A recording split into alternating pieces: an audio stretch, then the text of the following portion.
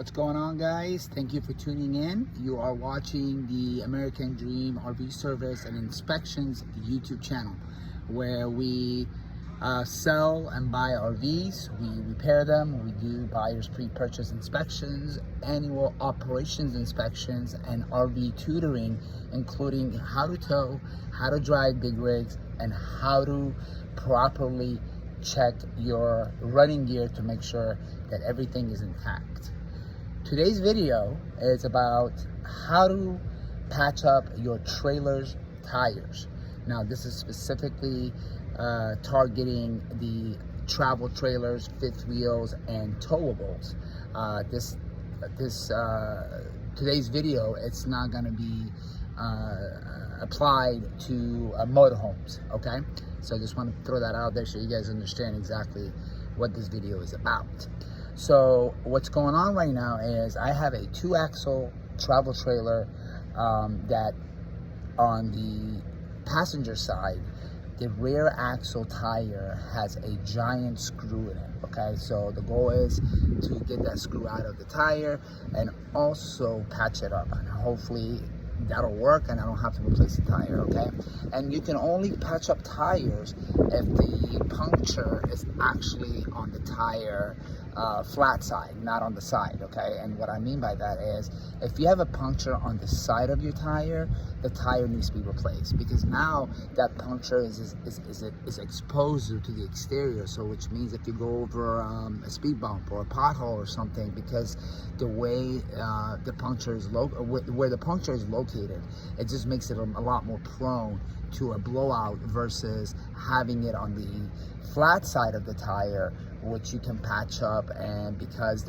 all the weight is going to be on the tire flat side, what the weight does, it actually prevents the puncture from opening up again. Okay, versus the side of the tire, it'll be a lot easier for the puncture to get bigger, and result it will give you a tire blowout. Okay, but I don't want to get too off track here. Let's go back to how to patch up your trailer's tires. Okay, to do this job, you're going to need the tire plug kit, which can be bought at any auto parts store like Advanced Auto or Napa or any other big name automotive suppliers. Anyway, so this is the plug kit.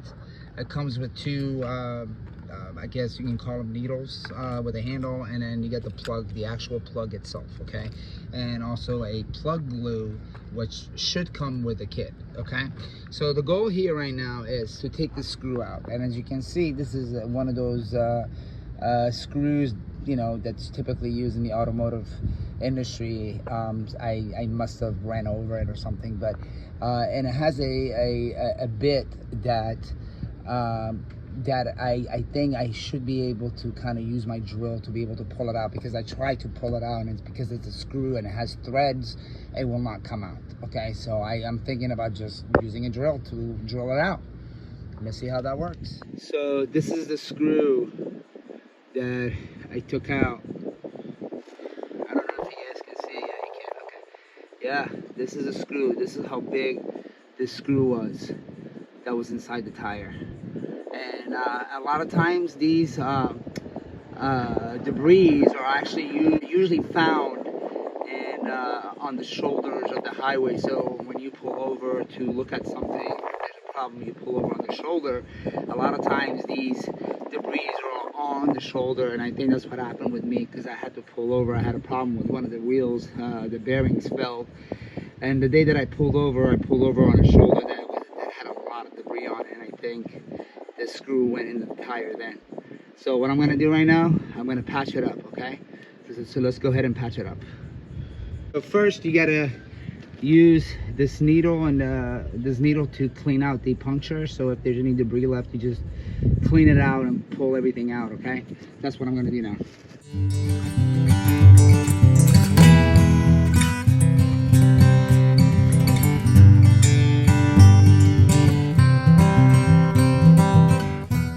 So you grab a piece of the tire plug, okay, and then you use this needle right here to patch it up. So this plug goes into this needle like this.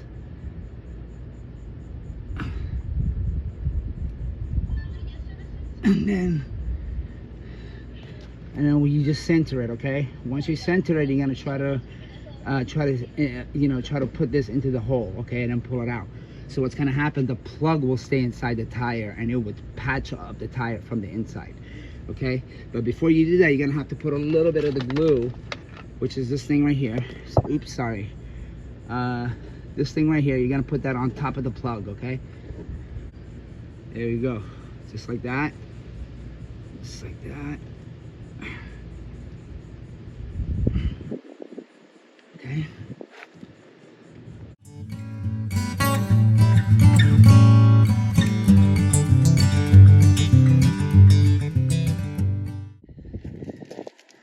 As you can see, I inserted the plug with this needle.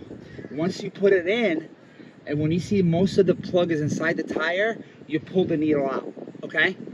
So right now we got a little bit of excessive material left from the plug. What I'm gonna do is I'm gonna keep pushing this in, the rest of it in, so I know the hole is completely sealed, all right?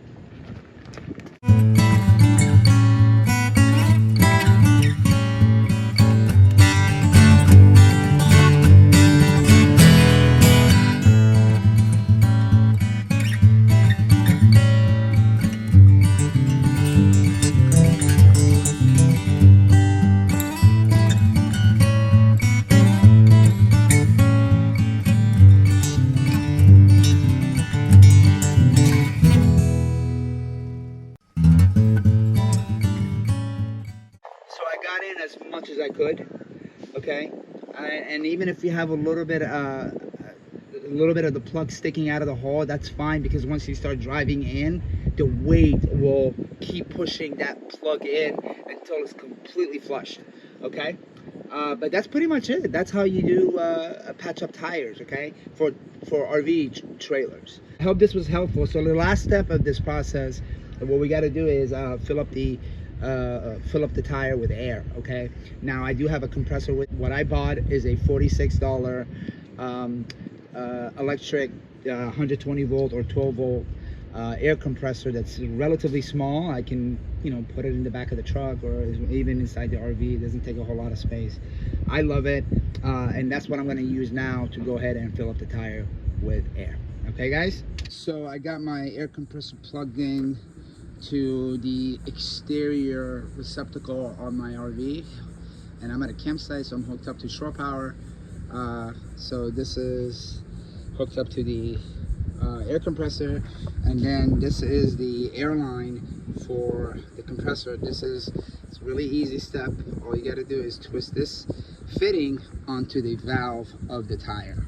All right, so we're gonna go ahead and do that. Twist that on, and make sure it's tight. And when I say tight, I mean like hand tight. Don't go using a wrench. If you cross thread this, then you're screwed. But yeah, so just hand tight, okay? All right. And the only reason why I bring this up, because I'm a technician, and you would be surprised at some of the stuff that I see people do. Okay, so I don't mean to talk down on your skills or anything like that, but you know, we are living in a world where, you know, people are not, some people are not as fast learners. Okay, so I see a lot of stuff. But anyways, so this is hooked up. This compressor allows you to set up the PSI rating, so that way, you know, you are doing the proper air fill on your tires. Okay, now if you look to the right side of your tire, or on the side of the tire, I should say, you're gonna find some information that could be really useful. For instance, this tire tells me the maximum pressure is 65 psi. PSI stands for pounds per square inch. So 65 psi is what the tire is rated for. I do 60 because I don't want to fill it up all the way to the top, especially on warm summer days, because what's going to happen if the temperatures are hot, your tire pressure will increase as well as in when you're driving down the road. Okay, So if you're at 60 psi and your tire is 65 psi, what's going to happen is as you're driving and the tires get hot, it'll go up to 65. The goal is to keep it under 65 but not below 55. If it goes below 55, then you have low pressure. Low air pressure or high air pressure causes tire blowouts, and most commonly that's the problem. People either overfill or underfill their tires, or they have exceeded the cargo weight capacity of their RV. Those are all information that you should know on top of your head. What the dry weight of your RV is, what the gross vehicle weight rating is, and you know what your tire pressures are. You know your lug nuts.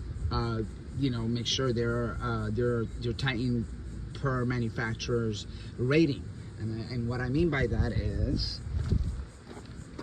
right here next to your wheel well, you should have a little sticker that tells you at what rating you should tighten those your lug nuts. Now you do need a torque wrench to do that, because the torque wrench allows you to adjust the rating per your tires suggestion or recommendations. Okay, but anyways, this video is not about the lug nuts. This is about how to fill. But I'm just throwing this information in there because I really want you guys to be on top of these really important details in order to have a problem-free trips. Okay, so anyways, now I'm tightened to the tire. Everything is connected. I'm hooked up to electricity. So all you got to do is just turn on the air compressor. Right now it's telling me there's only 3.5 psi on this tire, but it's filling it up, so it's gonna go up to 60 psi and it's gonna stop.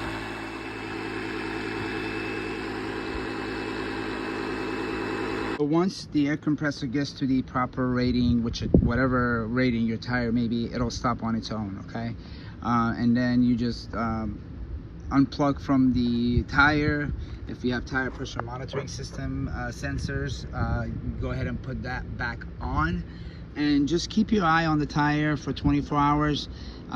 You can drive after you have patched up your tire, but just keep your eye on it and maybe pull over every 35-45 minutes for the first couple hours and take a look at your tire and make sure everything looks good. Now if you have the tire pressure monitoring system, you don't necessarily have to pull over, but just keep your eye on the monitoring display on your dash to make sure that the pressure and the temperatures of the tires are at the proper rate.